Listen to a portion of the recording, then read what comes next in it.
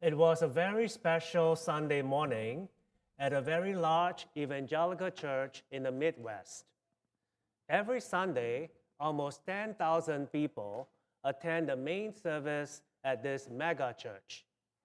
In fact, the church has grown so rapidly that it had built so many new, shiny buildings all at once that the neighbors across the street would look at this brand new complex and they started calling it Six Flags Over Jesus. But this particular Sunday was a special day for this church because after a national search, the new pastor was going to be introduced. So before the main service, the usual mix of people began to gather. Old and young, rich and poor, people from many ethnic backgrounds. Someone even noticed that a homeless guy had wandered in. He had what I might call a dark dynasty beard. Remember that show? He had on an old t-shirt and some ratty shorts. He tried to engage some people in a brief conversation, but only 3 said hello back to him. The homeless guy found a seat near the front, but soon after, the ushers came to him and asked him to move towards the back. He had sat in the reserved pew. The service went on, and finally, it came to that point in the service when the associate pastor was going to introduce the new pastor. The associate pastor asked the congregation to give their new pastor a roaring round of applause, and so cheer went up. But the new pastor was nowhere to be seen on stage. So people got confused, and the applause died down. Someone near the back of the church noticed that the homeless guy was now wandering aimlessly in the main aisle. So he went to get the ushers. But the ushers, who were clearly former Catholics, were outside having a cigarette. And so the ushers came back in and tried to stop the homeless guy and clear the main aisle. You can probably guess what happens next. It turns out that the homeless guy was the new pastor. He got to the pulpit and he described in some detail what he had just experienced that morning. All those people who wouldn't even say hello to him, how he had been moved out of the important pew and told to sit at the back. Then he looked at his new congregation, and the pastor said, "Today in this building, I see a gathering of people, but not a church of Jesus Christ." He went on to say, "The world has enough people, but the world does not have enough disciples." So, the new pastor said, it's time for us to gain clarity about our identity as Christian people. Are you ready to truly become disciples of the Lord? Then he cut the service short and he sent them all home. In today's gospel, Jesus tries again to clarify the truth of our identity as Christian people. In order to know what truly makes a person Christian, we have to go to the source, to Christ himself. And in today's gospel, Jesus defines Christian identity in a way that's guaranteed to shake us up. Perhaps like the folks who were shaken up by the new pastor at Six Flags Over Jesus. When this question comes up and people start asking, what makes a person a Christian? Some people say, it doesn't matter if you go to church on Sundays. The bottom line, they argue, is that you do nice things for others. That's what makes you a Christian, they say. So if you do good things for others, you are a Christian. And it doesn't matter whether you go to church or not. That's what they say. But if you say that, if you define Christian identity that way, you are forgetting that in the Gospels, Jesus constantly calls people together. Jesus constantly is asking them to eat together. And he insists that we pray together. For instance, in today's Gospel, Jesus has gathered with people on the Sabbath at the table, and he's teaching them. Jesus will tell us and show us again and again that Christianity cannot be lived in isolation. And Jesus has this annoying habit of getting people together and forming them into a community of believers, the church. And after all, there's only one thing that Jesus asks us to do in order to keep his memory alive. And it's what we are doing right now. Gather together, listen to his word, and celebrate the Eucharist. Friends, the Catholic Church has been around for more than 2,000 years.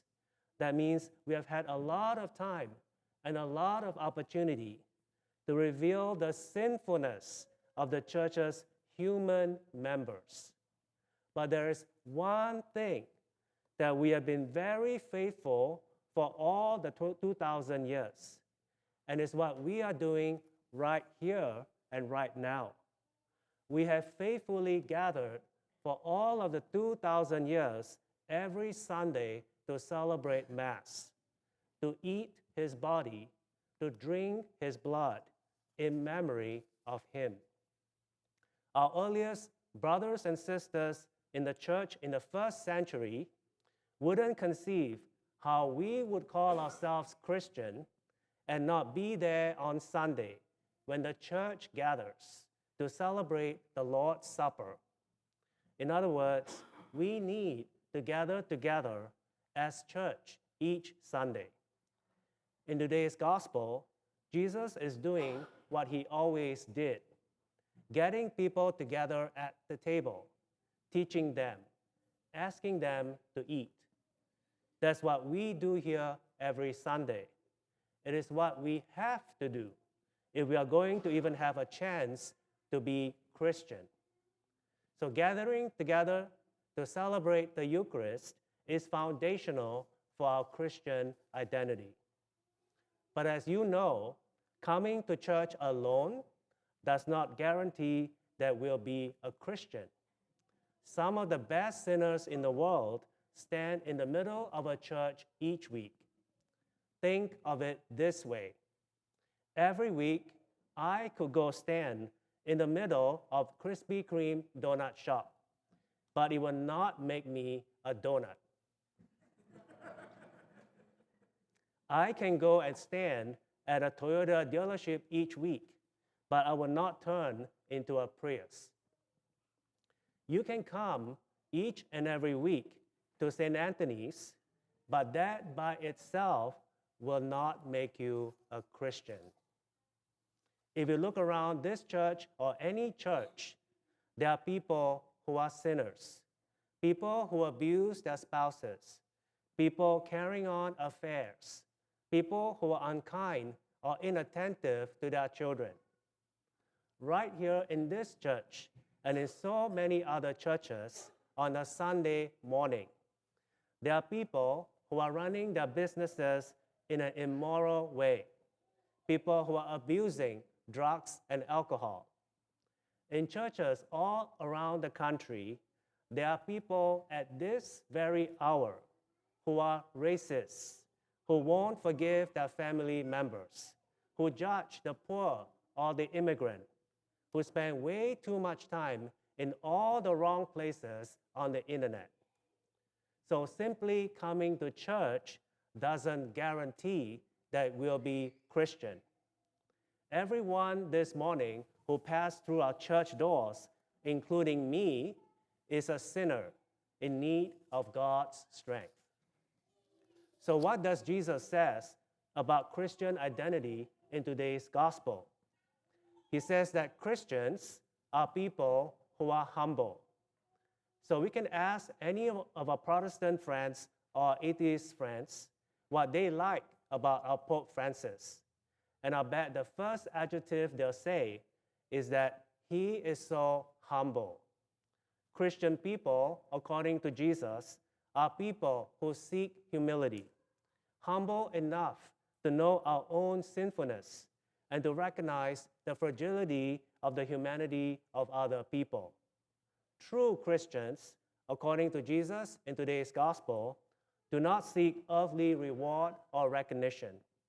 They are humble enough to pray for God's help, humble enough to bring our imperfect selves to our imperfect church so that together with other imperfect people, we can do what Jesus asked us to do, to eat his body and to drink his blood.